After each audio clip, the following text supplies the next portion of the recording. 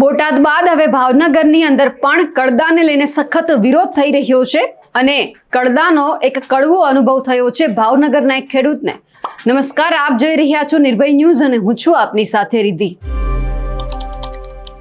જે રીતે બોટાદની અંદર કડદાકાંડ ચાલુ હતો, બસ એ જ રીતે ભાવનગરની અંદર પણ આ એક ઘટના સામે આવી છે કે જેમાં ખેડૂત પોતાનો કપાસ લઈને જાય છે અને એક ભાવ નક્કી થાય છે અને એ પછી જ્યાં કપાસ ઉતારવાનું થાય છે, અડધો કપાસ ઉતારી નાખવામાં આવે છે અને એ પછી જે વેપારીઓના મળતિયા છે એવું કહી રહ્યા છે કે તમારો જે આ કપાસ છે, જે ભાવ નક્કી થયો છે એ મુજબ અમે તમને પૈસા નહીં આપીએ અને પછી જે ખેડૂત છે ત્યાં માથાકૂટ કરે છે।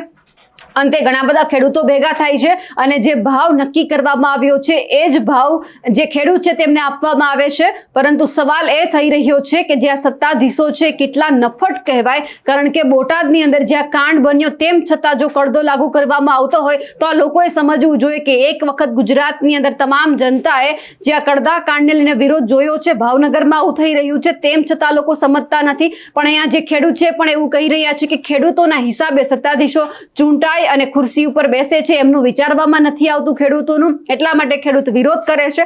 હવે એ દ્રશ્ય ઉપર પણ નજર કરીએ જે માથાકૂટ સર્જાઈ હતી। જે ખેડૂત છે પોતાનો કપાસ લઈને આવે છે, જે વાહનમાં કપાસ ભરીને આવ્યો છે એમાંથી અડધો કપાસ ઉતારી દેવામાં આવે છે અને એ પછી કહેવામાં આવે છે કે પૂરતા ભાવ નહીં મળે, પછી માથાકૂટ સર્જાય છે અને પછી એમને પૂરતા ભાવ આપવામાં આવે છે।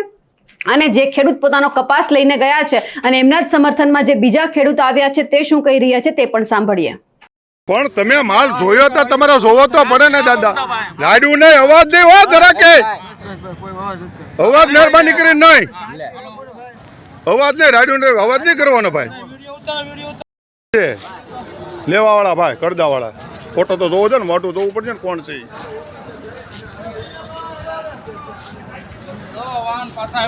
કાંઈ વાંધો નહીં, હા ભાઈ, હા પણ અમારે તો ગયું એટલે અમે આવ્યા, બિચારા નહોતા બોલાવ્યા તેને લઈ લીધું, એને ઉપાડી લીધા।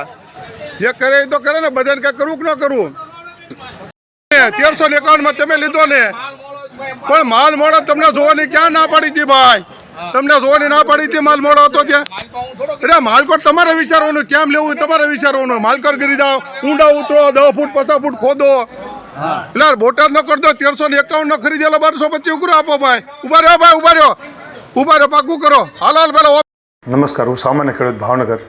કાલે 14/10ના રોજ મારા ભત્રીજાનો કપાસ યાર્ડમાં વેચાવા ગયેલો, ત્યારે મારા ભત્રીજાએ મને ફોન કરેલો કે આપણો કપાસ 1351માં વેચાણો છે, પરંતુ અડધો ખાલી કર્યા પછી જે લેનાર વ્યક્તિ હતો એણે એમ કીધું આ કપાસ મારે નહીં ચાલે, 1225માં ચાલશે, બાકી નહીં ચાલે। એટલે હું ત્યાં સત્તાધીશોને મેં જાણ કરી આનું કારણ શું। એટલે એવું લાગે છે કે ભાવનગરમાં પણ બોટાદની જેમ કડદો થાય છે। એટલે સત્તાધીશોને મેં કીધું આનો કંઈક રસ્તો કાઢો, અને યાર્ડના ડાયરેક્ટરને હું આપના માધ્યમથી કહેવા માગું છું કે આપ ખેડૂતોના મતોથી જીત્યા છો તો આપ અઠવાડિયામાં કમસે કમ 2 કલાક યાર્ડમાં હરાજી થતી હોય ત્યાં જાઓ, ખેડૂતોના પ્રશ્નો સાંભળો।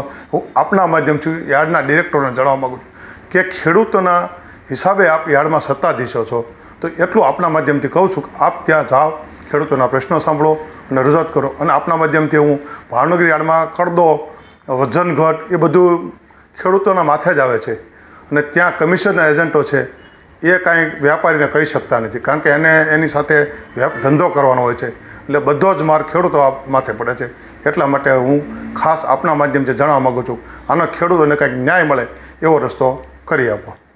હવે ભાવનગરની અંદર પણ ક્યાંક કડદા પ્રથા શરૂ થઈ છે તેવું આપણને જોવા મળ્યું, પરંતુ હવે જોવાનું છે કે અહીંના સત્તાધીશો શું નિર્ણય કરે છે અને આ કડદા પ્રથા જે ચાલુ થઈ છે તેમને બંધ કરાવે છે કે નહીં તે પણ જોવાનું રહ્યું। અમારા અહેવાલને લઈને આપનું શું માનવું છે કમેન્ટ કરીને ચોક્કસથી જણાવજો। સાથે જ અમારી નિર્ભય ન્યૂઝ ચેનલને લાઇક, શેર અને સબસ્ક્રાઇબ કરવાનું ભૂલશો નહીં। નમસ્કાર।